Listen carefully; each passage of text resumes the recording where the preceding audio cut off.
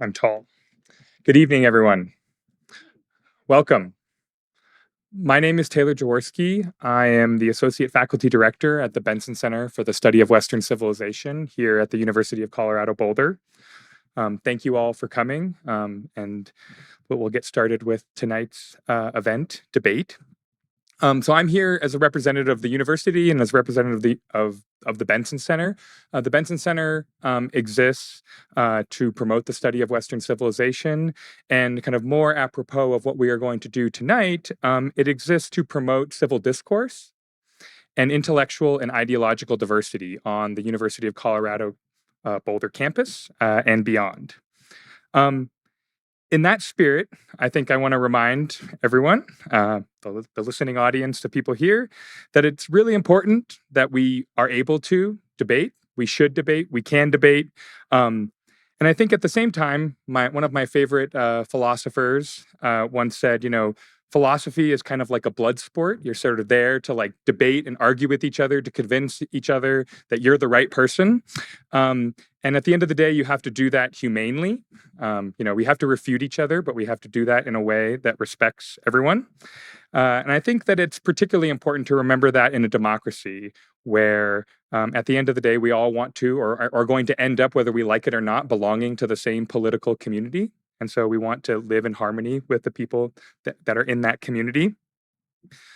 A kind of sappy way of putting this, the English turned American poet W.H. Auden said, "We have to love one another or die."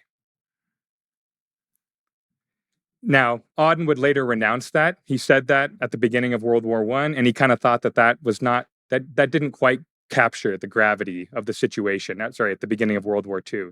And he thought that line was a little bit too sappy, and so he ended up basically spending the rest of his life saying he didn't like that line. But I actually like it. I think that it's kind of true. That at the end of the day, like, as I said, we're all going to belong to this political community, and so we have to get along, even if we end up disagreeing along the way. So it's in that spirit that I want to start off tonight by introducing the person who's going to introduce everyone else. Jennifer Schubert-Aiken is the founder and CEO of the Steamboat Institute. Jennifer is a great advocate of kind of civil discourse through the events like this one that she does all over the country. In addition, Jennifer is a very avid runner. If you don't know that about her, she is. She serves, and kind of through that, I gather, she serves on the board of directors for Rebecca's Angels that supports children who have suffered or suffer from post-traumatic stress, in particular in the wake of the Boston Marathon bombings. I think she got involved in that. And sort of near and dear to my heart, sort of geographically, is that she's on the board of advisors for the Benson Center. So with that, ladies and gentlemen, people, I'll turn it over to Jennifer to introduce everyone else. Thank you.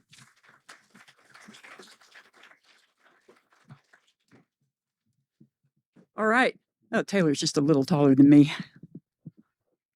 All right. Thank you, Taylor. Appreciate the warm welcome. The Benson Center really is a shining beacon for free and open inquiry and expression.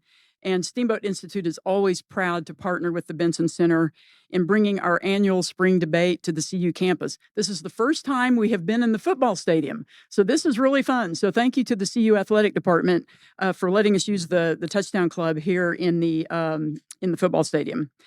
We welcome all of you who are with us here tonight in Boulder, as well as many we know who are watching from all over the country. I know we have folks in Florida, Vero Beach, Florida, say a shout out to our friends there, Phoenix, Dallas, Aspen, College Park, Maryland. So I appreciate all of you who are out there watching the live stream. Steamboat Institute was founded in 2008 for the purpose of educating people about America's founding principles and fostering an appreciation of the freedom we enjoy as Americans. With inspiration provided by your former CU president, Bruce Benson, Steamboat Institute has hosted dozens of debates on college campuses across America over the past 7 years with what we call the Campus Liberty Tour. Why debates, you might ask? Well, it's because we can't maintain our democratic republic without citizens and leaders like all of us in this room who are capable of robust but civilized debate and discourse of our nation's most pressing problems. So one thing you will hear us say at all of our debates, our goal is to teach students and all who attend how to think, not what to think. Tonight's debate is the second of 5 debates we are hosting on campuses across America this spring semester. We have a unique debate topic at each location. So earlier this semester, we were at Princeton with a debate on whether the U.S.-Israel relationship or alliance is a strategic asset for American foreign policy. Next week, on April 16th, we'll be at Arizona State University with a debate on whether the federal government should make reducing the national debt a fiscal priority. On April 23rd, we'll be at the University of Tennessee in Knoxville, where the topic will be birthright citizenship. And on April 29th, we will wrap up the spring tour with a visit to Colorado Mesa University out in beautiful Grand Junction on whether more federal agencies, such as the Bureau of Land Management, should be relocated out of Washington, D.C. All of these debates are live streamed on Steamboat Institute's YouTube channel, and all of them can be viewed later, anytime at your convenience on our YouTube channel, so I hope you will check them out. You can view the full debate schedule if you want to see who's speaking at these debates, see the topics at steamboatinstitute.org, and we had some flyers on the table as you were coming in that have the debate schedule, so be sure to grab one of those. I would like to make you aware of a special opportunity for students and young professionals ages 20 to 29. On August 22nd and 23rd, Steamboat Institute will host our 17th annual Freedom Conference at the Beaver Creek Resort near Vail. Hundreds of people from all ages come to this thing from all over the country. It's to meet and mingle with our nation's leaders in government, education, media, journalism, and more. For our young leaders, 20 to 29, we offer scholarships to attend this event. A scholarship covers travel, lodging, meals, conference registration, and most importantly, fantastic networking opportunities with our speakers who are leaders from all across the country. So scholarship applications, if you're interested, go to steamboatinstitute.org. Those are due on June 13th. It's a really fantastic opportunity. General registration for that event, the Freedom Conference, is also open if you're interested in attending.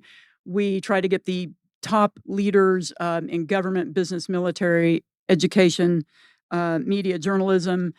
So you can expect another great lineup of speakers to come to the Freedom Conference out in Beaver Creek, and we hope you'll be able to join us. As a nonprofit, nonpartisan organization, Steamboat Institute relies on the support of many generous individuals and foundations to bring these debates to college campuses all over the country. I would like to extend a special thank you to the Adolph Coors Foundation for their generous support, which has allowed us to expand the Campus Liberty Tour to campuses all over America. I would also like to thank the following foundations: the Diana Davis Spencer Foundation, the Jack Roth Charitable Foundation, the Lined and Harry Bradley Foundation, the Anschutz Foundation, Tina Snyder Foundation, Arthur N. Roop Foundation, and the Woodford Foundation for Limited Government.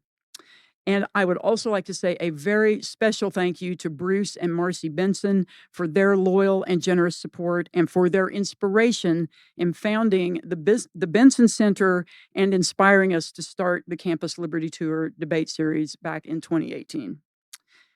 Now, for tonight's topic, one of the hot topics being debated nationally is whether transgender athletes should be allowed to compete in women's sports. Tonight's program will examine this issue with a fair and balanced debate on the following resolution. Be it resolved, transgender athletes should be allowed to compete in women's sports. We invite all of our audience members, both here in the room and those watching online, to respond with your view on this resolution. Agree, disagree, or undecided before the debate begins.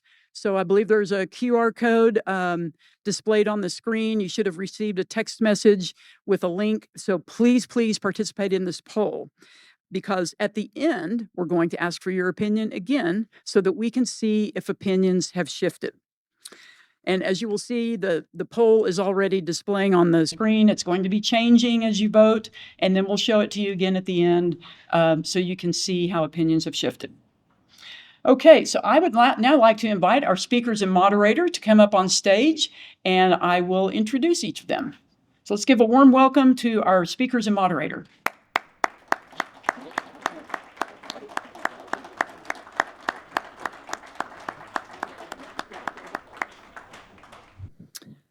Okay, so I will read each of their introductions while they remain seated, and then I will turn it over to our moderator to begin the debate. Arguing the affirmative on our resolution is Kevin Bolling, Executive Director of the Secular Student Alliance, which is a nonprofit organization that empowers students to express their identity, build welcoming communities, promotes secular values, and set a course for lifelong activism. Kevin has 20 years of nonprofit leadership experience, including 10 years of student association management and on-campus program development from Los Angeles to Boston. He also served for 10 years as executive director of the California Thoroughbred Horsemen's Foundation, a charitable trust serving the healthcare needs of the industry's largely immigrant workforce. Most recently, Kevin served as the director of philanthropy at the Gay Men's Chorus of Los Angeles, which is a major LGBTQ arts advocacy organization. Please give a warm welcome to Kevin Bolling.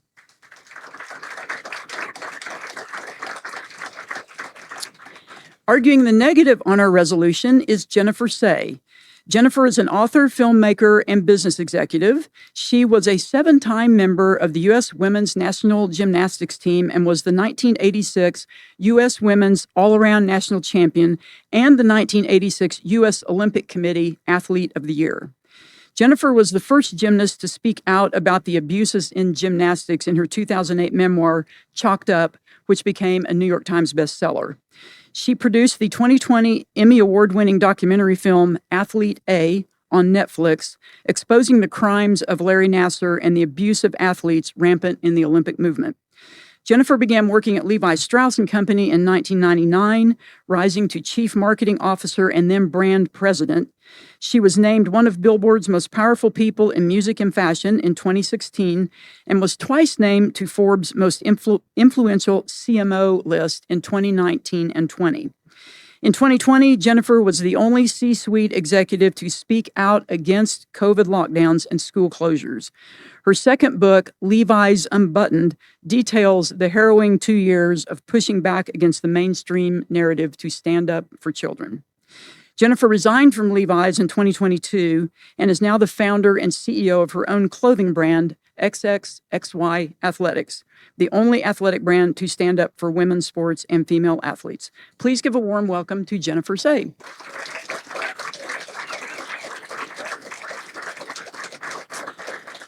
Our moderator for tonight's debate is Kaylee McGhee White, editor-in-chief of Independent Women Features, the grassroots storytelling arm of Independent Women's Forum. Kaylee was previously the Restoring America editor with the Washington Examiner, and she's a frequent commentator on Fox News.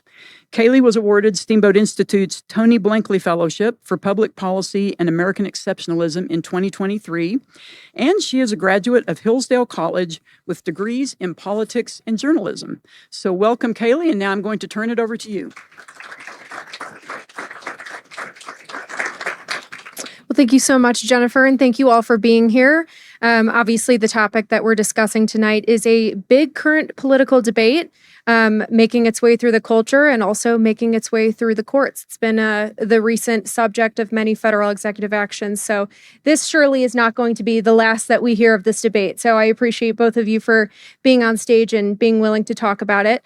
And I would just like to remind everyone, if you have not already submitted your initial response to the debate question, to do so with the QR code. And in that QR code, you will also find a space where you can submit questions. We will have a Q&A portion of the debate where I will be able to receive your questions on my iPad, and then we will take turns asking our panelists those questions as well.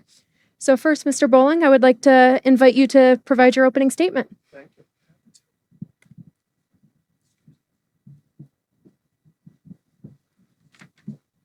So thank you very much. It's a pleasure to be here this evening. And as was already mentioned, I work with the Secular Student Alliance, so supporting non-religious students and chapters in high schools, colleges, and universities across the country. So many of the student members are members of the LGBT community, and I work directly with transgender and gender nonconforming student leaders. I also have a background in higher education administration and have worked with college athletes and with athletic teams. Why are we here tonight? So we are at a pivotal moment for the equality and full inclusion of transgender people in our society. And I'm not here to debate whether trans people exist, because they do. They always have and they always will. I'm a cisgender ally, not trans myself. And I'd like to point out that there are a number of capable and strong voices in the trans community that could have been here at this debate rather than two cisgender folks. But here we are. I also think it's important to acknowledge that I'm the only one on the stage who does not financially benefit from disparaging transgender people. So this is not how I make my living. So tonight, I assume we're going to hear claims about unfair advantages, selective cases of athletic performance being used to generalize over all sports, the harmful term biological men being used to invalidate transgender identities. So my intent is to dispel those claims. The real threat that we face is not transgender athletes in sports. It's the broader threat to freedom and equality. So trans people, like other groups and issues in the past, are being used by those with a more insidious agenda to stoke fear and distraction. And really, it's a rallying call to increase voter turnout for political gain. What's often left out of these conversations is transgender men, so people who were assigned female at birth, and their participation in sports.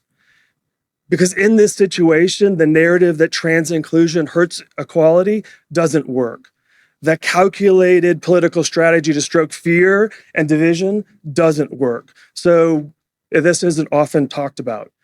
But if trans women are supposed to be in men's athletics, then that means trans men would be in women's athletics. So imagine trans men in women's locker rooms, in women's bathrooms, and playing sports on their sports teams.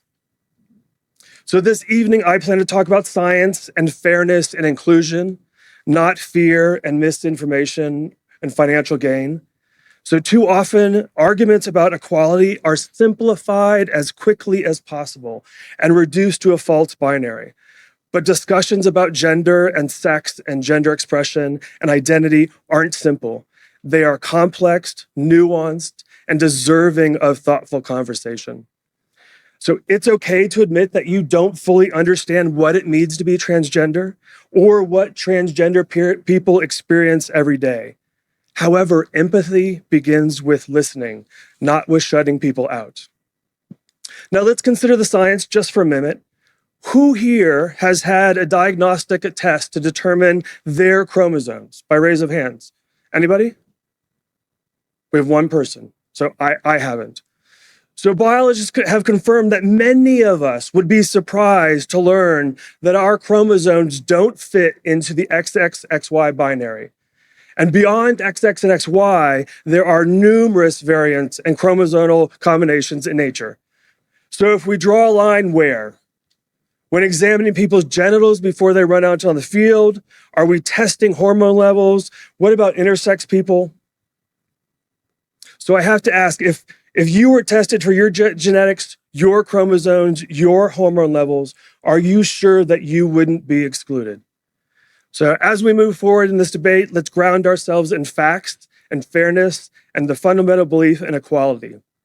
Because the question isn't whether transgender athletes belong in sports. The question is whether we believe in a society that values inclusion over exclusion and facts over fear. Thank you, and I look forward to a productive conversation. Thank you so much, Mr. Bolling. Jennifer, if you'd like to give your opening statement.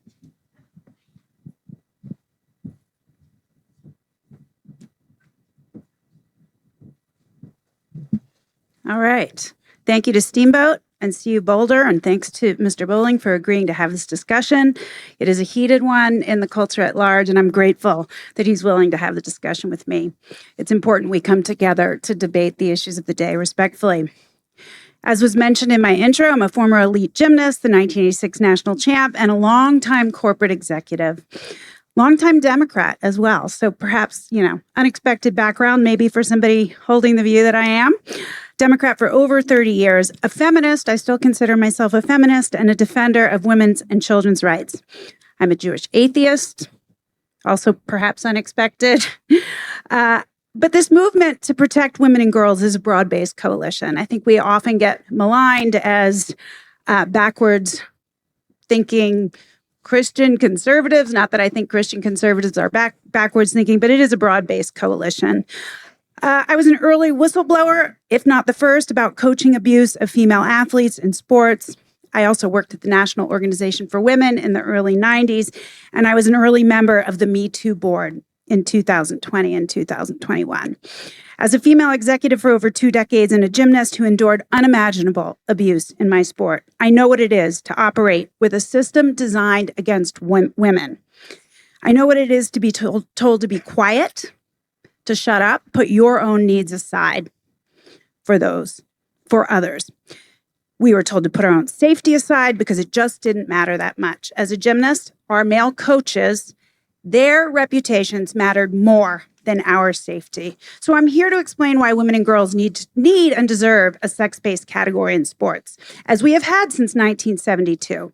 I was the beneficiary of Title IX, which has dramatically increased women and girls' participation in sport. The number of women participating in college sports has increased 400% since Title IX passed. And the difference in high schoolers is even more stark. It's risen from 1 in 27 girls to 1 in 2.5 today. The benefits of competing in sports are well known for young girls. Increased self-esteem, better body image, less likely to get pregnant in high school, more likely to graduate high school, more likely to go to college. The benefits go on. And I was a beneficiary of this as a young gymnast. I am not against anyone. I want to make that clear. I have marched in pride parades. I fought for gay marriage. I am simply here to stand up for women and girls. Males on average are bigger and stronger. They are faster than women. Their grip strength is 57% greater. Their upper body strength, 90% greater than women. Vertical jump, 33% higher. Punch power, 162% greater. Sports are designed around these facts. Let's be clear. In women's basketball, the ball is smaller to accommodate women. In women's volleyball, the net is lower, 7 inches lower. At the Boston Marathon coming up in just a couple weeks, guess what? The qualifying time for women is 17% slower. We know these things are true. In gymnastics, my sport, the events are literally different. There is no rings in women's gymnastics. The events in men's gymnastics are there to accommodate men's skills and strengths, upper body strength. There are differences from birth, and those differences are enhanced during puberty. Nothing can change human sex. The effects are permanent, and every person is either male or female. I respectfully disagree with what Mr. Bolling said in his introduction. Even those with rare chromosomal disorders or developmental abnormalities are male or female. They produce eggs or sperm. The fundamental question we're asking right now is, do women and girls deserve access to fair sport? And I would say yes, absolutely. 79% of Americans agree with me, and that includes 67% of Democrats. I think that's important. Some will say the issue is rare. It's not. I'm not going to go into the details because we're going to talk about that more. But there are over 900 instances as cited by a UN report, and I would argue the number is much closer to 3,600 of males who have stolen awards, trophies, team bursts from women. Male advantage provides greater advantage than steroid use, and we don't allow that, not even from one athlete. I'm not seeking to ban anyone from sport, but sport by its very nature is exclusive. It is not inclusive. Not everybody makes the team. Not everybody gets to stand on the award stands. We have weight classes. We have age classes. A high school baseball player is not allowed to play in Little League. A heavyweight is not allowed to box in the welterweight category. Sports can be dangerous, that is true, and that is why the governing bodies must create as safe and as fair an environment as possible. In 1985, I broke my femur on the world stage. 2 days later, the rules were changed such that a coach could appear on the podium and protect the athletes. I am simply asking that the governing bodies make a clear decision to uphold Title IX and protect fairness and equal opportunity for women, as well as safety in our sports. That is it.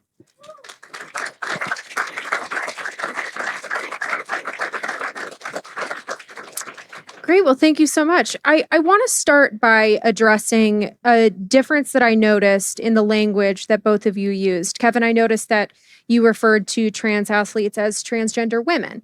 And Jennifer, I noticed that you referred to them as males or biological males. What is the significance of the difference in language that is used around this debate? Kevin, if you want to go first. Sure. I think transgender people prefer to be called transgender, and they do not like to be called biological men and biological women. So I think, one, it's out of respect for what people prefer to be called, but there also is a difference. And so for me, having a friend who was transgender sort of explain, and when we look at biology of how human develop in the womb, there is a time when the mother secretes hormones to the fetus, and that helps determine the body and whether we have internal or external genitals. There is another point in time, which is a little bit later, when a similar thing happens, and that forms how we think about ourselves as male or female. So there are two different psyches there. And so having where your body and your internal determinant of what gender is are different is a reality. So the other side of that is denying that exists and denying people's identities. So denying that they exist. And these are human beings that we're dealing with. So no one likes to have any part of them denied. Everyone likes to be fully embraced, and we can easily do that. What's worse at this time is that same language is being used to take rights away from an entire group of a population, and also then to invalidate them, and even now we're seeing to make them illegal to exist. Jennifer? There we go. Can you hear me?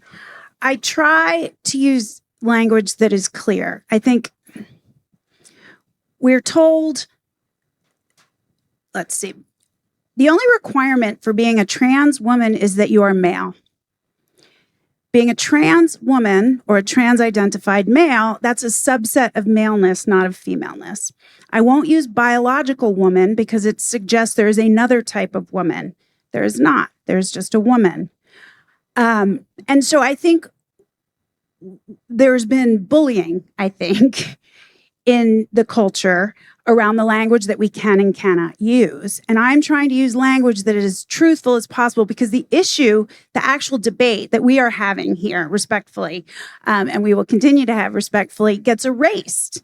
If the line is trans women are women, that would suggest that we just call trans-identified males women. That erases the issue. Then we can't have this conversation, which I think is what those who oppose my position would like, but I think it's an important conversation to have.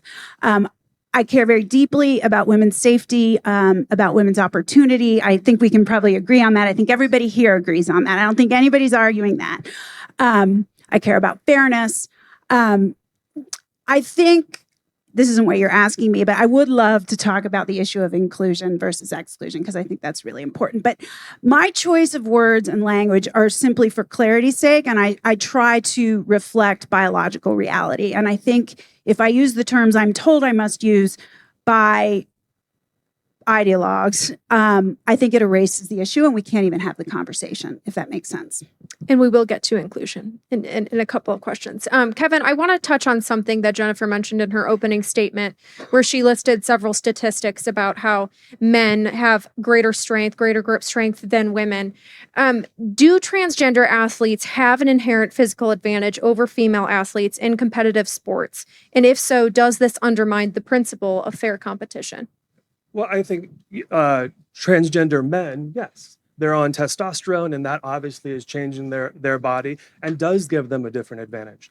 But while there is a limited amount of research, and we definitely need more, and we need longer-term longitudinal studies, the current research shows that when someone has been on hormone therapy for an extended period of time, some sports leagues use 1 year, some are using 2 years, but that they actually show that when that is happening, that there is a reduction in that level, and that trans women who have been on therapy for a number of years have similar athletic abilities as cisgender women. So we do need more research in that, and I'm definitely an advocate for that, to continue to make sports safe and for allow us to make factually based decisions. Jennifer, I want to give you a chance to respond, but first I want to ask you something about Kevin's opening statement. He mentioned you sort of different scientific approach, and there has been a lot of different changing scientific evidence on this issue about intersex, about people with chromosomal disorders. So is there sufficient scientific evidence to support claims that transgender athletes dominate women's sports due to biological advantages? I think we're conflating issues. The issue, well, there's two issues at play. There's males with DSDs. That's what we saw this summer at the Olympics in the boxing ring, competing in the women's category. And then there are trans-identified males competing in the women's category. The reason, just to respond to something Kevin said earlier, can I call you Kevin? Or do you prefer Mr.? Okay. It's not just that we don't see women who believe they are men competing in men's sports. These women choose to compete in the women's category. I'll cite one in particular. Cillian Mullen, a rower at the University of Washington, is a female who identifies as a man, and she chooses to compete in women's. When asked why, here's what she said: it would interrupt her ability to row at the elite level to which she has become accustomed. So the women's category has basically become the open category. Males with DSDs compete in women's. Males who think they're women compete in women's. Women who say they're non-binary compete in women's. Women who say they're men compete in women's, and women compete in women's. It's like, why is this the category that's open? The women's category is the one that should have the clear boundary because it was set for a reason, and it should be the category that is for XX only. Women are not men that are hindered. I don't think we need a lot of research to tell us that men are stronger and faster and have stronger grip strength and have stronger, punching ability. And declaring yourself a female doesn't make it so. It doesn't erase the impact of male puberty and the male advantage, which begins at birth, by the way. There was a study recently, I think this is the one Kevin is probably citing, maybe not, by CCES, the Canadian Centre for Ethics in Sport.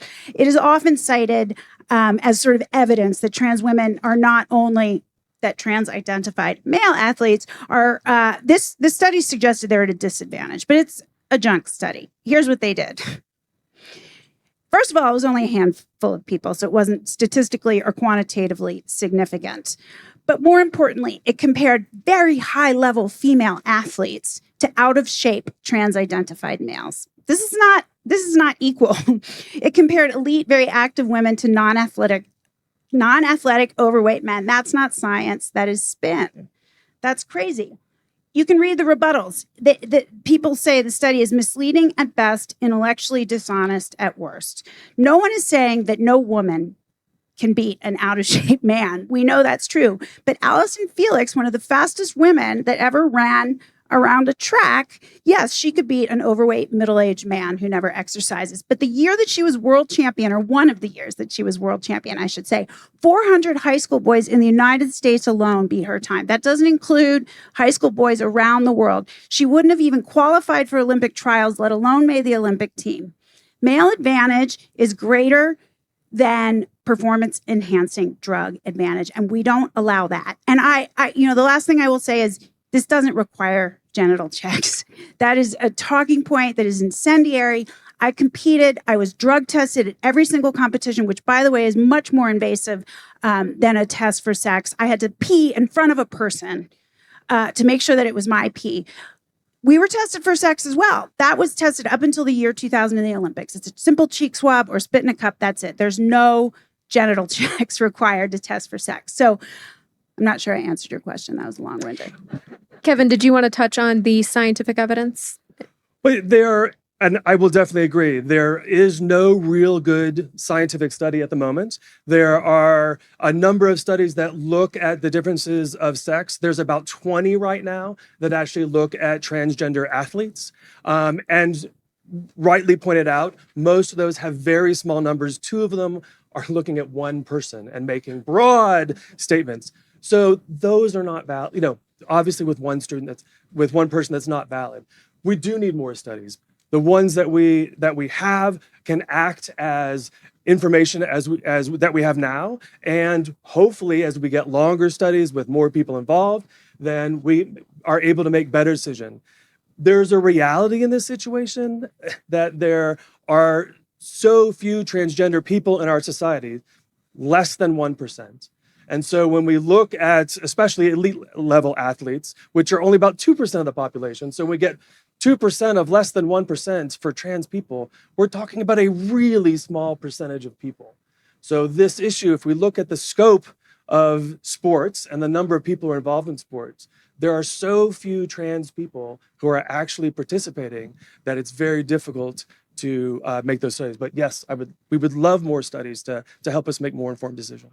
Kevin, I also want to ask you, how would you respond to the fact that several transgender athletes have competed in women's sports and competed at a much lower level while they were competing on men's teams, and then went on to place at a higher level when they switched over to women's teams? How would you respond to that?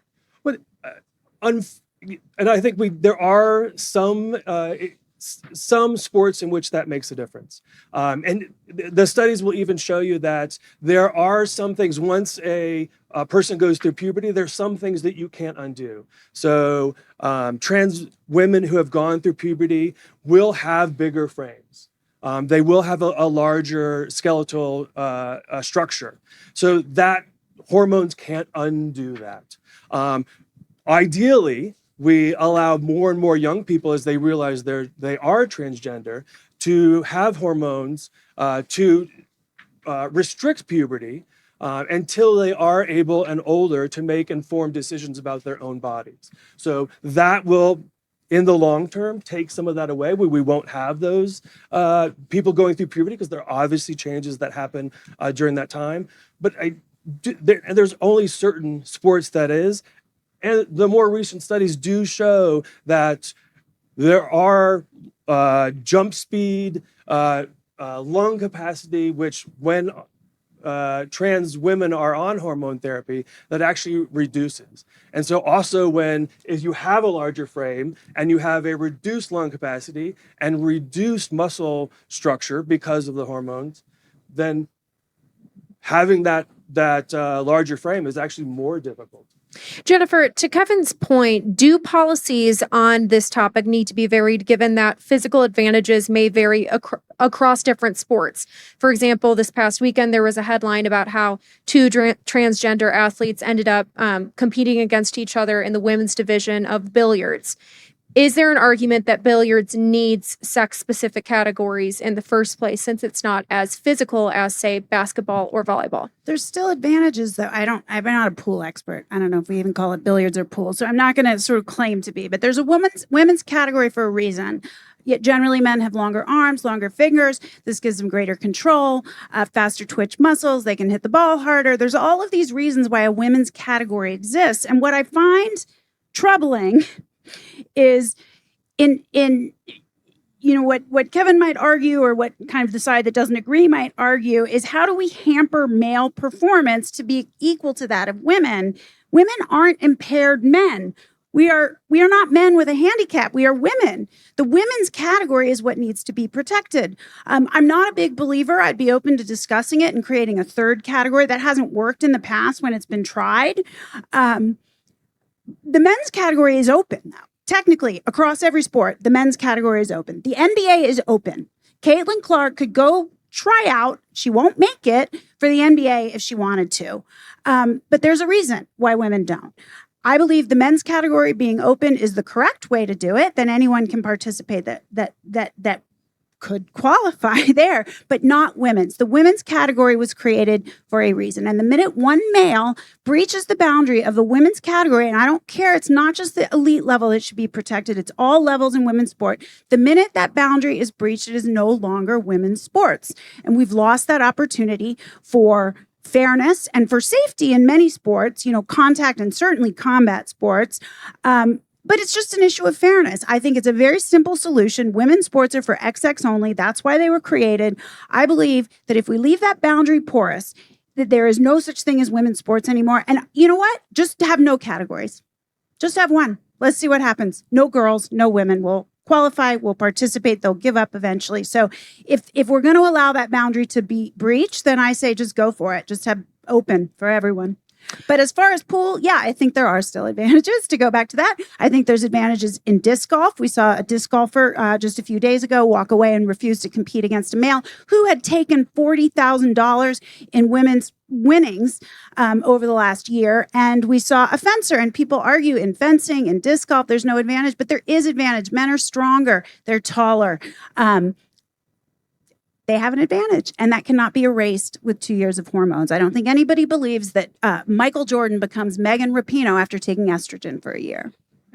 So let's talk about specifically safety, especially in contact sports when we're talking about volleyball or basketball. Kevin, does the inclusion of transgender athletes pose safety risks to female athletes given the advantages that they may physically present? If you look at the data, no. So there is no example where transgender athletes, in this case, transgender women, are causing more harm than their cisgender athletes. So there's a recent case where I don't remember her name, but was hurt through a spike. And yes, when anyone is hurt, we don't obviously want to see that happen. The interesting thing is we only talk about that instance.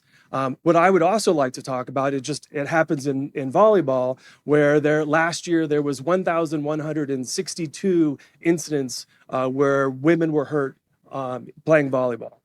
But we only talk about one of those. So let's talk about all of them. And if we want, if you hurt someone else, then let's make that a rule where you can no longer compete. If that's one of our party values is protecting people, then let's do that. But last year alone in sports, there was 1 to 2 million young people who had concussions playing athletics sports. So we also socially and just through the nature of sports, getting hurt is obviously an inherent risk, although we'd love for that never to happen. Jennifer, one of the arguments made that could help protect women's safety in sports is what Kevin mentioned earlier, which is pretty stringent hormone testing requirements that prevent maybe people who have gone through puberty from competing in women's sports. So would there be a regulation on hormone therapy requirements sufficient to ensure fairness in competition between transgender and female athletes? No. Male advantage is conferred from birth. You can hinder it, you can hamper it with hormones, you can do hormone testing, size, strength. You cannot remove all of it.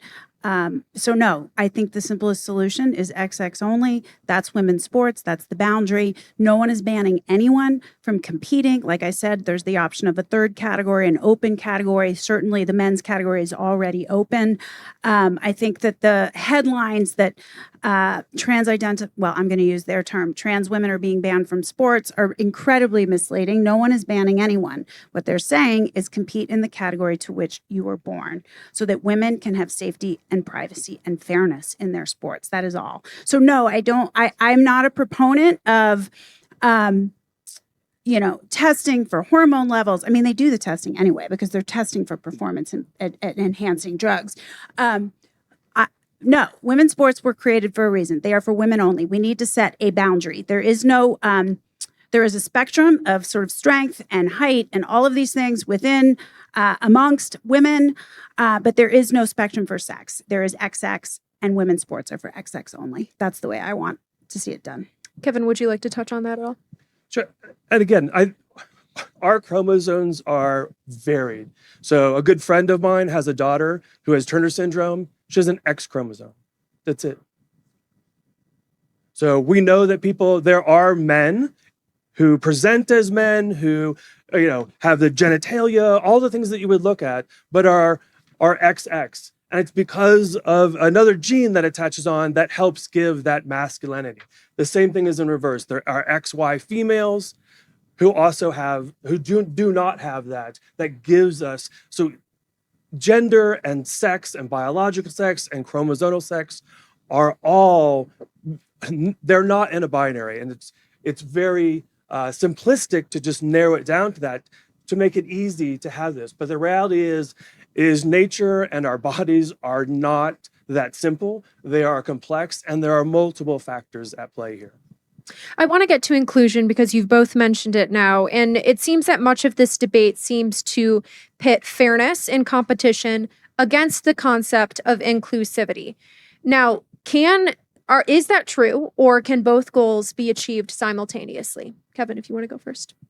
I do think that both goals can be achieved simultaneously, and I also think that we actually trans equality and inclusion actually benefits women's rights. We're seeing very much that the opposite of that right now in our society and our politics, and trans rights being used as a distraction to help take away women's rights and women's achievements and women's equality, and Title IX funding and resources. So I do think we have to look at that. You continue to mention the sort of the third option in sports. And I think we often know that segregation doesn't work. It has never worked. And that's, it doesn't make sense to try that again when we've seen the damage that does to people and our society. And the reality is if we want people to be in the sport that their original gender that they were assigned at birth, then that means trans men are now into women's sports. And I don't think trans men don't want to be there. They want to be competing in the men's categories. And I don't think that biological cisgender women would want them there either. Trans men or trans-identified women are already competing in the women's category. Now, they can't take testosterone, and the woman I referred to earlier, also non-binary Olympic medal winner from this past summer. She is non-binary. She competed in the women's category. I believe she won a bronze medal, but she's not on hormones. So no, you can't take steroids. You cannot take testosterone and compete in the women's category. But the fact is, these trans-identified women are already competing in the women's category. They are choosing not to compete in the men's category. As far as inclusion, I think it's a noble goal for the world at large. I do not think, as I said earlier, that sports are about inclusion. Sports are about exclusion. Not everybody makes the team. If you play in a rec league and you want to play on a co-ed rec team, that is fine.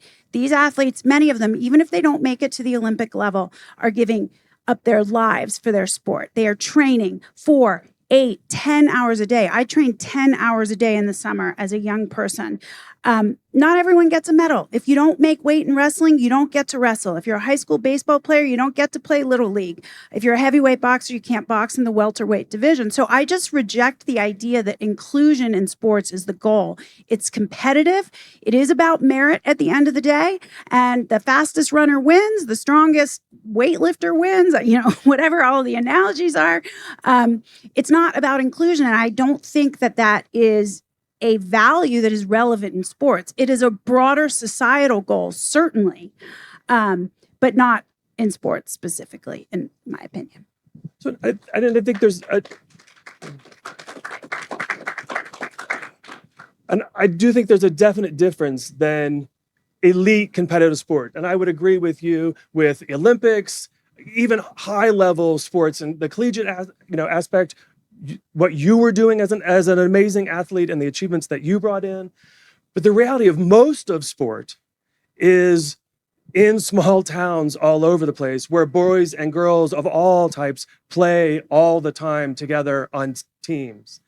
That is the majority of what we see. And that is about inclusion. That's about teamwork. That's about belonging. That's about self-esteem and those things that you mentioned. Most of sport is that. Yes, when we get to the elites, I would agree that, and I think most people agree, that those are deserving of some conversations. Those are deserving of looking at specific the sports and their details, and looking at the science behind them. Can I respond to that? Like I said, I think if you choose to compete in a co-ed league, if it's a rec league, my daughter is 8. She plays with boys on the soccer team. She's very aggressive and she runs most of the kids down on the field.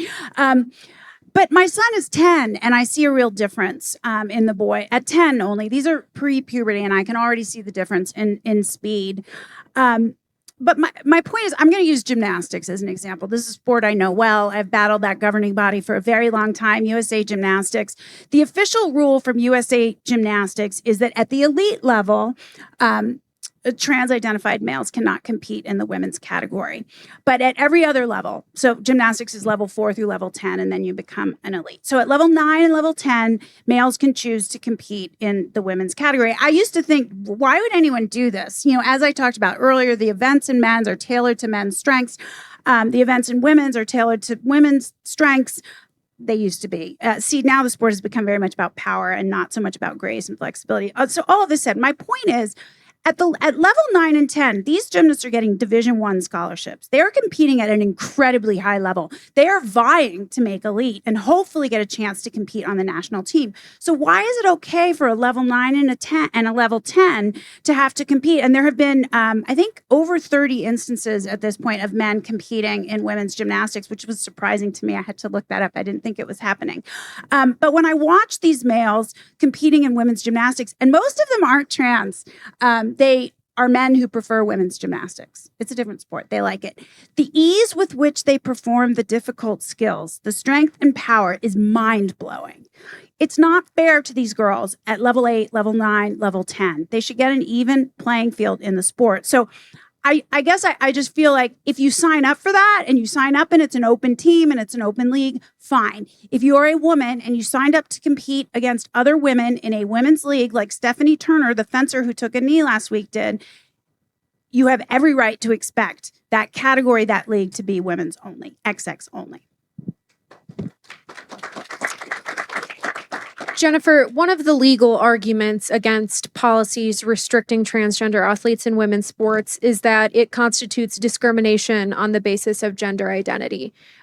What would you say to those, especially transgender people, who feel that they're being discriminated against? Nobody is guaranteed a right to compete in sport. They are not being banned from competing. They can compete in the category to which they were born. So I would argue, I'm no lawyer, so I'm not going to pretend to be a lawyer.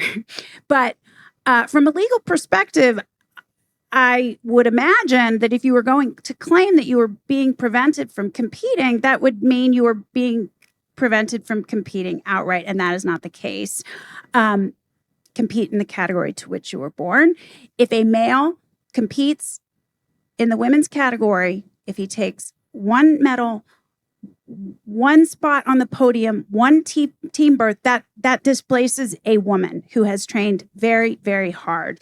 It is unfortunately a zero-sum game in this instance, and women deserve the opportunity to make the medal stand, to compete in a fair and equal environment. And one male that breaches the women's sport boundary denies women of that right, denies women and girls of that right. So, yeah, I don't think anybody has a right to compete in the category that they identify with. Sports are not about validation. They're about competing to win. And the governing bodies have an obligation to make it as safe and fair as possible. It can never be 100% safe. Believe me, I competed in one of the most dangerous sports there is. I've broken every bone below the waist multiple times. I recognize I chose a very dangerous sport. That said, as I told the story, the governing body, the international governing body, changed the rules just 2 days after I broke my femur on the world stage to make it as safe as possible. And I think that's the obligation we have to women and girls. Kevin, I want to give you a chance to respond to that. And I also want to ask both of you this. Should there be a separate category for transgender athletes? To answer that question first, one, there's not enough transgender athletes to have categories. There's just so few people who are transgender who are playing sports. especially at elite levels where there's just no possibility to that. And going back to the previous conversation, I'm not talking about men who prefer to play in women's sports, and I'm talking about people who, with their psychologist and with their doctors, have been diagnosed and have gone through, and again, every trans person gets to determine their journey and what they want to do medically. And so I'm not trying to make those calls for transgender people. That's a conversation with them, their families, and their doctors. But this is certain cases in how we define who is transgender and who is not. So it's not just people willy-nilly deciding this. This is an actual thing. These people exist, and we should be providing them with this trans sport. So would you say that transgender people should have an official diagnosis before participating in sports? There is a gender dysphoria, which is, I think that's one thing that can be done.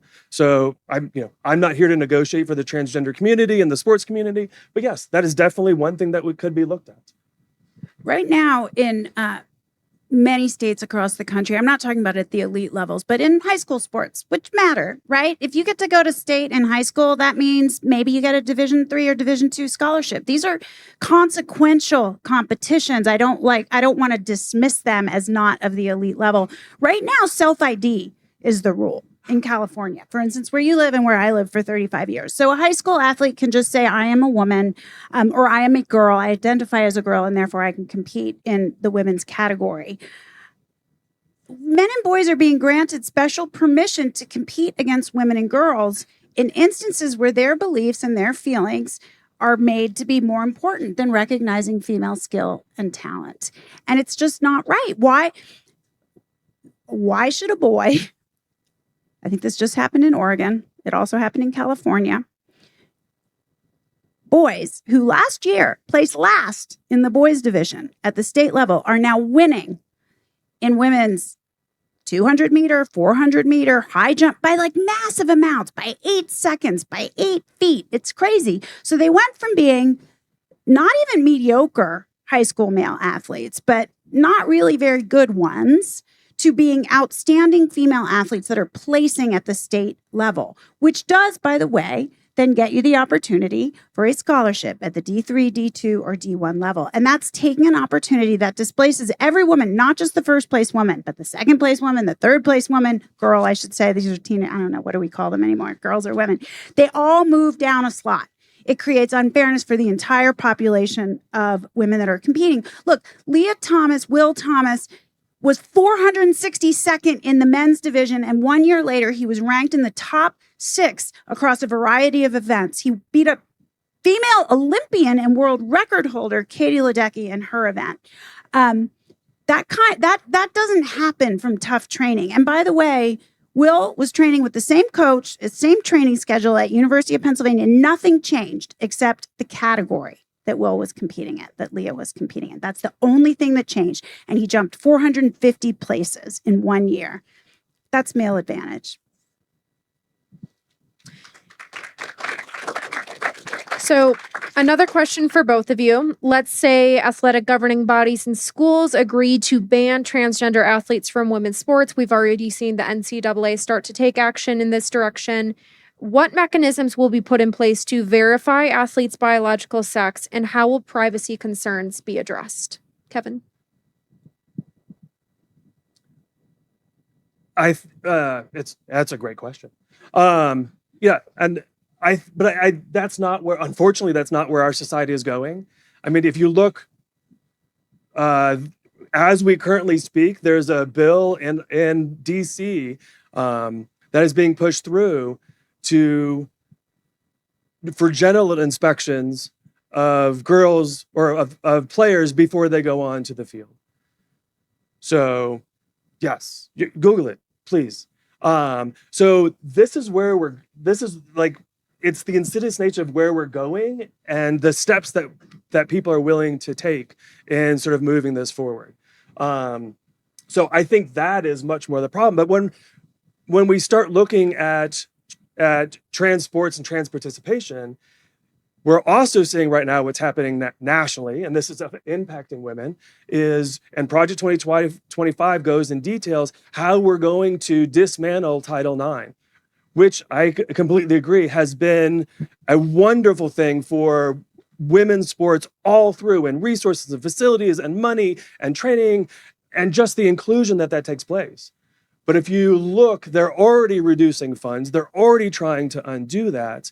And they're using this distraction as trans people in sports while you're paying attention to this to go and start undermining those other things. That's stuff we don't need to have happening. We need to make sure that women's sports and equality are stronger.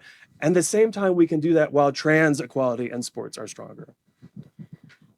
I think I just want, there are no general checks. Sebastian Coe, who runs World Athletics, sadly did not become the head of the IOC, which is what I was hoping for. He has just announced they will perform for track and field athletes at the international level a sex test. It is a cheek swab. You could also just spit in a cup. They will do it once, and that is it for your entire running career. Once being, when you're competing at that level, at this sort of on the international level. That is exactly what would be done here in the United States. You asked a question about privacy. Are we talking about privacy? Yes. If I think Kevin didn't speak to that. I don't know that I would speak to it either. I mean, look, like I said, as an elite level athlete, I was tested for drugs. I had to pee in a cup in front of a person at every single national and international competition. I wanted it to be fair. 90% of high-level athletes, women that are, competing at Worlds and in the Olympics, they want sex testing because they want it to be fair. They aren't worried about the privacy. They're already peeing in a cup in front of someone. Athletes, wrestlers are already weighed in publicly. I just don't see it as a major privacy violation. I would disagree that Title IX is being weakened. I would argue what weakens Title IX is allowing males to usurp those opportunities that are for women. That is what Title IX guaranteed sex-based rights in the education system. Sports is the part we talk about the most, but it actually had much broader implication than sports. Sex is not fungible. Ruth Bader Ginsburg said that. It is true. It is not fungible. So I believe that everything that President Trump is doing is to strengthen Title IX, not to weaken it. Not a Trumper, not a crazy MAGA person, but I do believe the actions he has taken are to strengthen Title IX.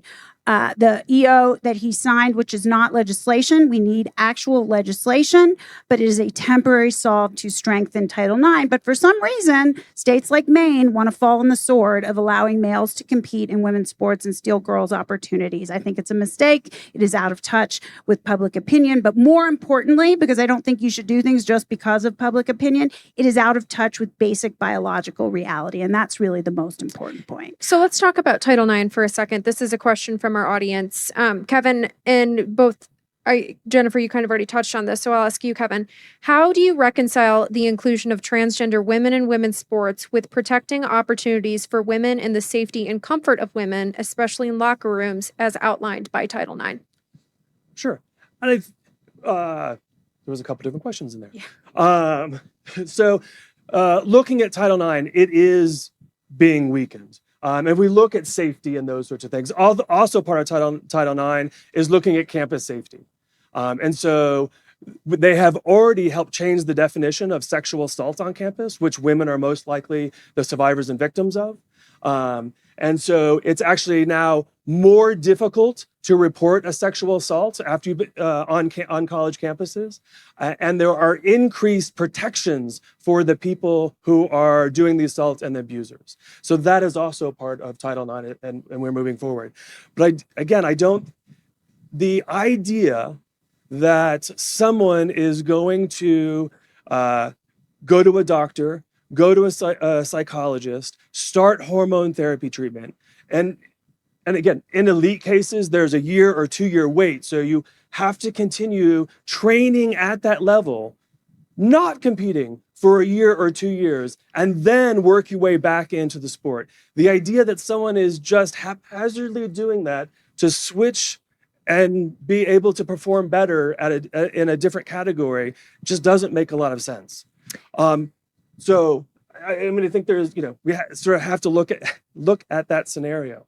There was a second part of your question, which I don't want to miss, but I'm forgetting at the moment. It was about how to reconcile the safety, fairness, and inclusion that Title IX is supposed to guarantee for women with what you're calling for transgender athletes. So it's odd in the United States that the way we design facilities, so locker rooms and bathrooms, when you go into a bathroom, there's that nice little gap in the stall so everyone can see that you're sitting in there.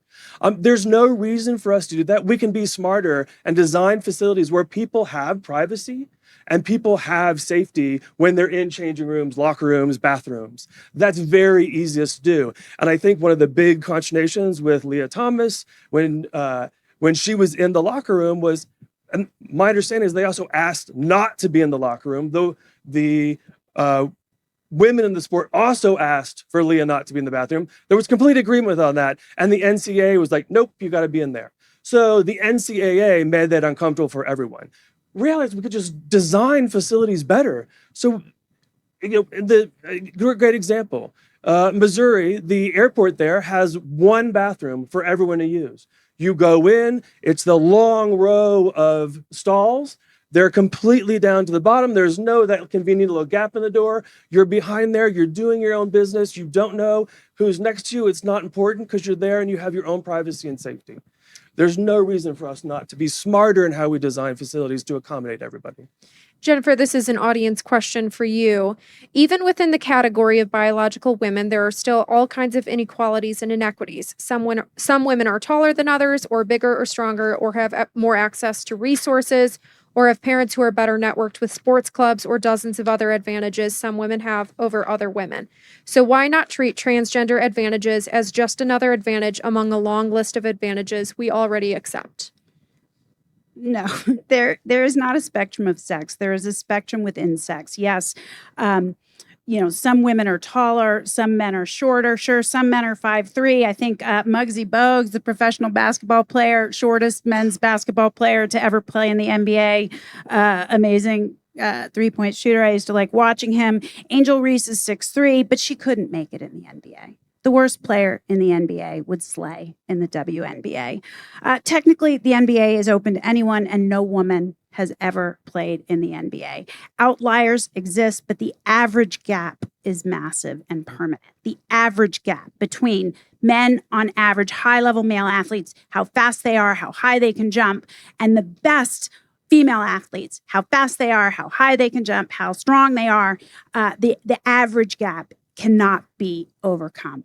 It can't be. So no, I don't accept that as a solution. Can I answer another question that you asked earlier around a third category? I'm sort of willing to be swayed here, but I'm not particularly open to a third category. The reason is we have them in some instances. I mean, to Kevin's earlier point, there aren't enough trans-identified athletes. I think World Swimming tried to introduce it, or perhaps it was swimming within the United States. I might be getting the details wrong. None of the trans-identified swimmers wanted to swim in it. They want their identity. I don't believe they go into it. I agree with you, or I wouldn't presume to know what anyone thinks. I'm not presuming. I'm just trying to argue for fairness for women. But for instance, the Boston Marathon, which happens in 2 weeks, has a non-binary category. The qualifying times for the non-binary category at the Boston Marathon are the women's times. They're 16 to 17% slower than the men's times. Guess what kind of athlete has won for the last 2 years? Male non-binary athletes. So now we have a situation where you have 3 categories. 2/3 of the winners are men. 2/3 of the prize money goes to men rather than half. So I think it's inherently unfair to have a separate category that is open when the men's category technically already is open and anyone can compete in it. So that's why I'm not a huge fan of the third category, but I'm open to it in certain sports. I'm not super dogmatic on that one, but that's my rationale for not. Kevin, this question is for you. If the research were to show that there was a demonstrable advantage for transgender women competing in women's sports, would you support a ban/restrictions on competition? And again, I think there. I'll get to there. I do think there's a definite difference between everyday boys and girls of all sorts playing sports The idea, and because they're playing on the same teams already, all across the United States. Elite sports, if there was research that showed a demonstrable difference, I think then we start having those conversations. That's not what the research is currently showing. But if there was new research that showed that, yes, I think we do have those conversations. Would you argue that, or how would you respond though to the argument that it's harder for women to even get to the elite categories if they're denied advantages at lower levels? And I think, again, competition, scholarships, financial benefit, we're talking about a different level here. But there was just, it was track and field events, 2 transgender athletes, women, came in first and second. Third place was a cisgender woman. So, and it was a scholarship race. It happens though that the cisgender woman went and the next race 2 days before that beat both of them twice. And then when scholarships came around, the women who competed, the cisgender women competed, all got scholarships. The trans athletes did not. We find that's most often the case. Trans athletes are not getting scholarships. They're not moving on. There is a floor, unfortunately, which they are cut off at. But so that the idea that trans athletes are stealing women's scholarships and women's positions, there's just not a lot of evidence to show that. I'm sure there is 1 or 2 cases where that's happened, but the reality is that is not the majority of what we're seeing. Jennifer, I want to give you a chance to respond to that. And I also want to ask both of you, which is the proper forum for decisions about transgender athlete participation? Is it with sports governing bodies, or do you feel that federal/state legislatures should get involved?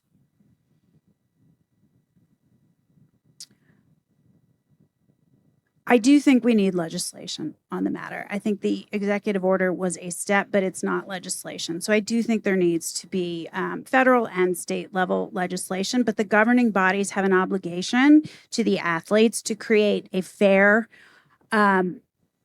opportunity to compete. Now, I have very little faith in governing bodies in sport. I have battled both the USOPC as well as USA Gymnastics for over 20 years. They will not do the right thing until their hand is forced. They won't. They just won't. And, you know, however many years after the Larry Nassar incident we are, when USAG was shamed and in fact destroyed evidence that this man was abusing hundreds of young athletes, they still aren't doing the right thing. And the abuse continues in the sport. So I do believe the governing bodies have an obligation to the athletes. The athletes make the sport what it is. They owe them in return a fair opportunity to compete and as safe as possible. But I don't trust that they will do the right things. I think we need all of it. I also think we need to have conversations like this. We need culture. I think at the end of the day, the cultural conversation needs to shift to line up with the 80% of Americans that agree and believe in biological reality. Right now, if you're someone like me, you know, it might feel, and I feel for Kevin here because the vast majority of Americans do agree, and I think it probably feels a little overwhelming in this audience, but most people aren't speaking up about it. Most people are afraid to say anything because it's tough out here. As somebody that speaks up about it every day, the threats I get, the threats my employees get, like actual legitimate threats to our safety. It's scary. It's hard to speak up, but I think it's the culture that needs to move forward. I believe everybody should be treated with dignity. That doesn't mean that you get to take away the rights of another. And when a man breaches the boundary of women's sports, it takes women's rights away. That's the line. We can come up with another solution. No one's being banned from competition, as I said, but I will stand up and say till the end of time that it is compassionate to stand up for women and girls. We are not bigots. We are not prejudiced against anybody. I am just simply sitting here before you to stand up for women and girls and allow that they have the safety, privacy, dignity, and respect and opportunity that they deserve. And I fully agree with you that the sports leagues have not protected women. So, and yeah, and you well know better than I. But I think being able and people bravely coming forward and sharing that experience has brought this to the public light, and we need more of that, not less of that. the issue of sex abuse and assaults in sports is different than trans people being in sports. So those are two different issues. And I will say that, yes, trans people in sports does not publicly have a high popularity rating at the moment. And that's why it's being used as a distraction and a divisive wedge in our society. So the stats you say are correct. When you look at transgender civil rights and inclusion, though, that flips. So about 75% of our society supports transgender people having full and equal access in our society. That is different than sports. When marriage equality first came in Massachusetts, that was only about 33% of the people supported it. The vast majority did not. There's polling on that. There's not polling, but they can get an idea as far as public opinion and what was written. But when women's right to vote was in, that was extremely low popularity amongst society. Segregation, extremely low popularity in society. Ending slavery, North and South, extremely low popularity. Civil rights is not a popularity contest. So we have to look, and history often dictates the people who were against it. When we look at equality and inclusion, especially in the United States, history deems out, we always move forward. Sometimes, yes, I will admit we are taking a step back at the moment with trans rights in general, also with women's rights in general, with LGBT rights in general, with people of color in general, with disabilities in general. I have to have faith, our founding principles that will change, but that's currently where we sit. Yeah, I mean, I would agree this isn't about what's most popular. I would just grant that makes it harder to sit here and, and represent your perspective. So I appreciate you being here is all I mean. But I would argue, you're right. Civil rights are not a popularity contest, but neither is reality. And I think there is a difference between this and the other examples that you cited. When I worked at Levi's for 23 years, I was very proud to work at that company. This was a company that integrated factories in the South before the law required it. This was a company that offered same-sex partner benefits. It was the first Fortune 1000 company to do so. I was proud of those things. I believe in those things. In both of those instances, nothing was taken from another group to provide them. It simply expanded a right to all. And in this particular instance, that is just not the case. Something is taken from women when men are allowed to breach our boundaries and our sports and our spaces. Something is taken from women. And so that's why I think it is, it's different. And there is a way, and I would agree, every human deserves to be treated with dignity and kindness and operate fully within the world.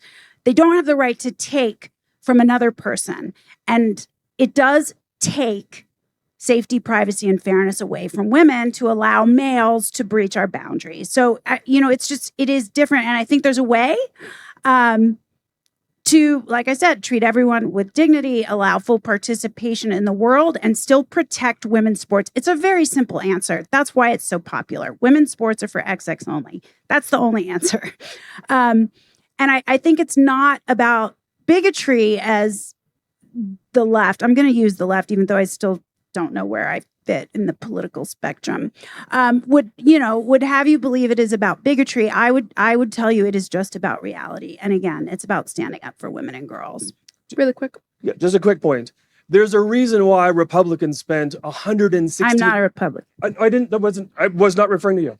I'm just, in general, $116 million against trans sports last year. So they know it's a political wedge. There's a wedge. There's a reason why Mike Johnson came out and stated that the Republicans should be using this as a dividing point. There's a reason why Trump scolded Republican politicians about using the trans sports issue 2 months before the election when they should use it 2 weeks, because that's when it has its real impact. What they're not talking about is the adverse effect that doing this against trans people is having on women and other people, because this is affecting and harming other people in our society, this conversation that we're having about transport. What I find harmful to women as a woman is being told you need to sit down, you need to be quiet, and you need to let these guys have what they want. That's what's harmful to women. That is what I experienced growing up as an abused athlete in the sport, and that's what I'm experiencing now. Sit down, be quiet, and just let these guys have what they want. Yes, they're male. That is what is harmful to women. That is what happened to Riley Gaines at the 2022 NCAA championship when she tied for 5th and she was told we need to let Will have the trophy. That is what happened to Paula Scanlon, who competed on the same team with Will Thomas. And when she went to her university to say, I don't feel comfortable, I don't feel safe in the locker room as a teenage sexual assault survivor, in the locker room with a fully intact male, the university told her to seek help. That's what they told her. This is what makes women feel less than. This is what makes us feel like our voices don't matter. And so I had another thing I was going to say, which now has slipped my mind, but I feel like women standing up loudly and proudly to defend their own sports and spaces, this is feminist. The other thing I would add is it's often sort of, that's why I think it's good that we're here today talking about this, because like I said, I'm not a Republican. I don't consider myself a conservative. I am not a Christian. This is a multifaceted, it's often sort of maligned as a right-wing, alt-right movement. That is not the case. In fact, I will just give credit to the TERFs here. And for those who don't know what a TERF is, it's a name we're supposed to get mad at, but I actually feel quite proud to claim a trans exclusionary radical feminist. I will now claim the title of TERF. They were on this first. The right came to it much later. So there are women on the left, there are J.K. Rowlings, and there are Martina Navratilovas who still would probably vote left, but are very loud and clear about this. Because at the end of the day, if we cannot protect women's sports and spaces, we are erasing women. And that is the most anti-woman thing I can fathom. When you have two males duking it out in the UK pool championship to win the best woman in pool title or whatever it was called, that is erasing women. It just is. And so, this is not a right-wing cause. We are ideologically and politically diverse. Some of us don't know where we fit on that spectrum, but we believe in biological reality, and we believe women have the right to, those rights granted them through Title IX back in 1972. That's what we believe, which I think, I don't know what she'd say today, Ruth Bader Ginsburg, but she was the one who said that sex is not fungible, and I stand by that. And we could probably go back and forth on this the rest of the night. I do want to give you guys some time for your closing statement. So Kevin, if you would like to give yours. I would just say that these were chosen ahead of time, the order. I did not choose to go first twice. I can go. Do you want to switch? It doesn't matter. I just wanted, Okay. You also made the comment about sit down and shut up. And I was like, not for me. Oh, yeah. No. I fully support. Yeah, no, in the world. I'll go whatever order you would prefer. You go ahead. Okay. I'll stay seated this time. There's a lot of talk about how it's fair for women if pharmaceuticals hamper the performance of males or stop their development. But consider, when we are talking about the eligibility of athletes for a category, is it fair for a mature adult to compete with children if they're sick, if they're hampered in that way, if they're short, if they hamstring themselves in some way, if they medicate? Is it fair for a doped athlete to compete against clean athletes if they limit their training or they aren't naturally that strong, if they don't have access to great coaching or simply aren't as talented? Is it fair for able-bodied athletes to compete in Paralympic events if they are given a handicap, if they medicate to slow themselves down? I think the answer is clearly no. There are a few things we know about hormones in the human body. Androgens do not make a woman remotely competitive with men.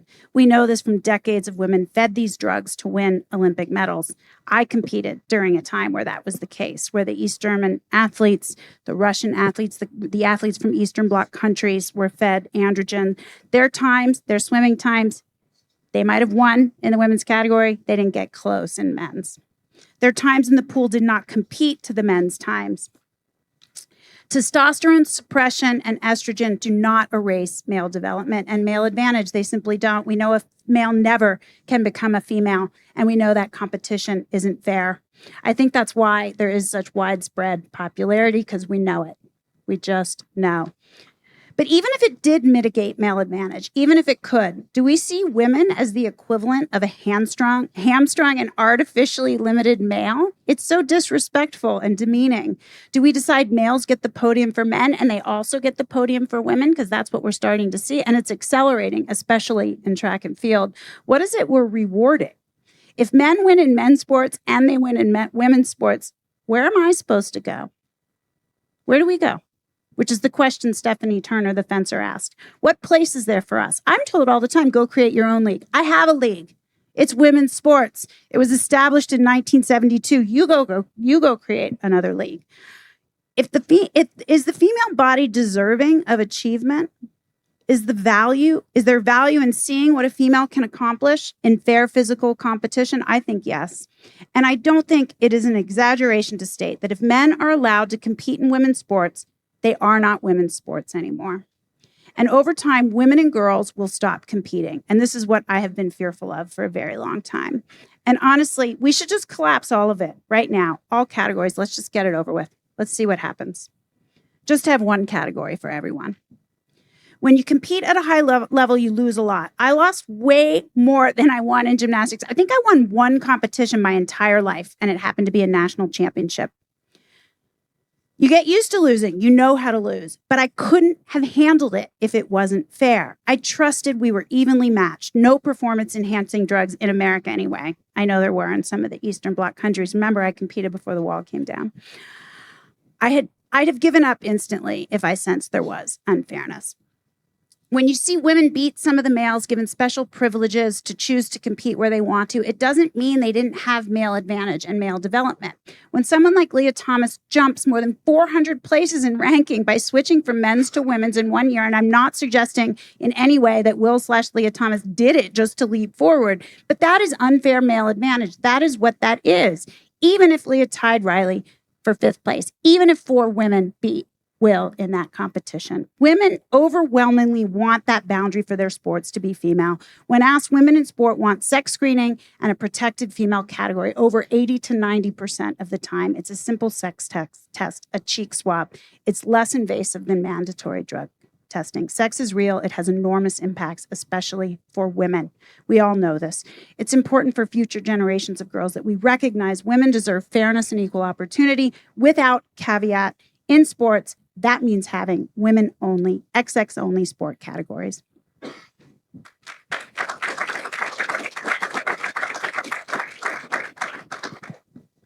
So I think there's many things that you said at the beginning of that, which I would agree at, but those aren't what we're talking about today. So performance-enhancing drugs, many scenarios aren't what the topic that we're talking about today. We are talking about sport, though, and participation in youth sports lays the foundation for lifelong healthy habits. It builds confidence, self-esteem for young athletes, reinforcing their sense of accomplishment and self-worth. I think you would agree with that wholeheartedly.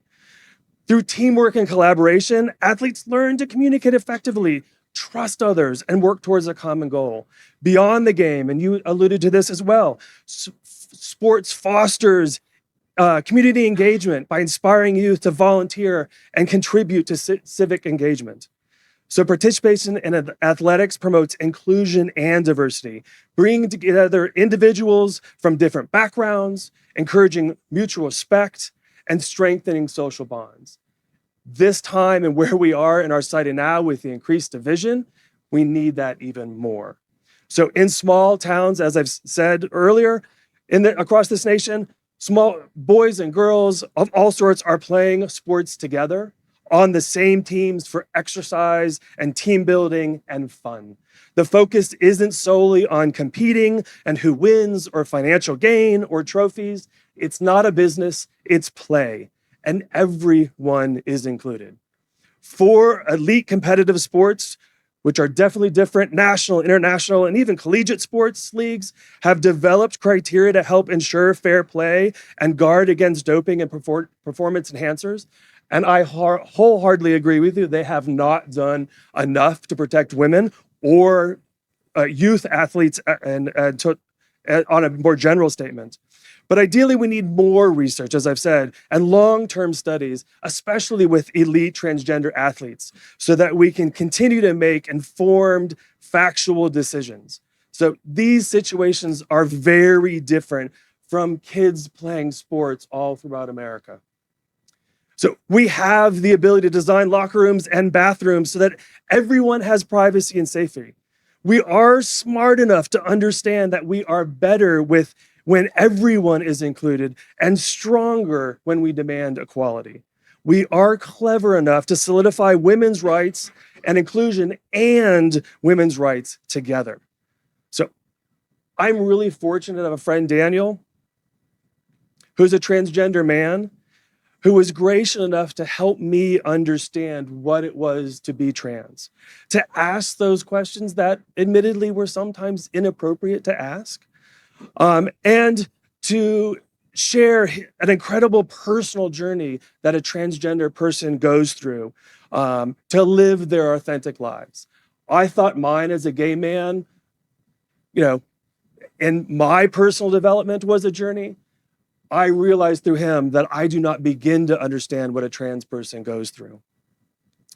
So I understand we all don't have a Daniel in our lives, but we can listen with empathy and boldly act for inclusion and diversity. It's two things we used to celebrate as American values. So to take away civil rights from transgender people, you have to dehumanize transgender people. When you have to target and hurt trans kids, but where's our humanity in all of that? We're not supposed to be the country that takes away freedoms. We know and we have seen when we start to take away the freedoms and rights from one community, the freedom and rights from other groups are also at risk.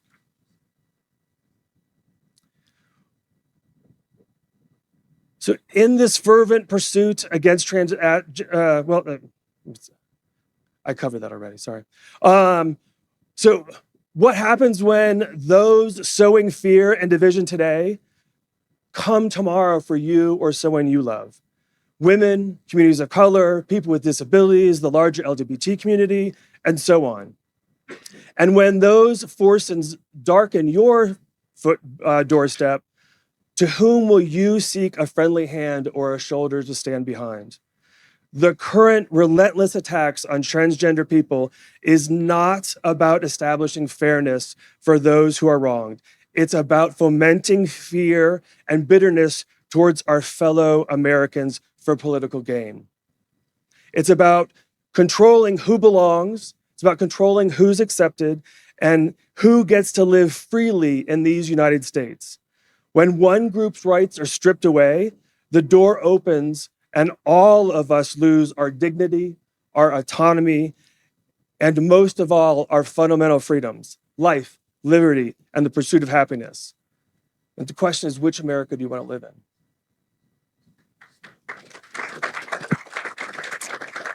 Well, thank you both. Let's give one more round of applause for our two panelists for a great discussion. And if you guys have not already had the chance to submit your post-debate answer on which way you ended up leaning after this debate, please do so now with the QR code, and we should have results for you guys soon. Yeah, please go ahead and vote. Take a minute now to vote in the poll. We want to see how opinions have shifted. And the pre-debate poll, Kaylee, can you see the numbers? Because I can't read the numbers from up here. It doesn't, just looking at the graph visually, it doesn't look like it changed much. Slightly. Looks like the undecided decreased. Let me see. I'm gonna see Take a look. Okay, so the number of people who disagreed with the resolution did increase a little bit, from 85% to 92%. And the number of undecided went down from 6% to 3%. So looks like the negative had a slight edge then. Would that be correct? yes. Okay. We will post this on our website so you can see it later. Let me have just one more minute of your time. And first of all, didn't Kaylee do a great job moderating this debate? I want to thank again Jennifer and Kevin. It takes courage to get on a debate stage. That is not an easy thing to do, and you both were very well prepared, and so thank you for a very civil and robust discussion. I would also like to thank the Benson Center for promoting free and open inquiry and debate here on the CU campus. Thanks again to the CU Athletic Department for letting us use this great facility here in the stadium. I would also like to extend a special thanks again to the Adolph Coors Foundation, Bruce and Marcy Benson, and all of the foundation supporters that you have been seeing on the screen for supporting Steamboat Institute's Campus Liberty Tour. If you enjoyed this evening's debate, we are a nonprofit organization. We depend on the support of people just like you in this room and all over the country to make these debates possible. So if you would consider supporting our organization, you can go to steamboatinstitute.org and help us bring more of these debates to college campuses all over America. Know that too, all the debates coming up, live stream, or you can find tonight's debate on our YouTube channel. It should be up by tomorrow. You'll see short clips too that you can share with others. Please share this with anyone who might be interested. To those of you who watched online, thanks for tuning in. For those of you here in person, stick around. We have some food and drink. You can chat with our speakers. And thank you so much for taking time to join us tonight.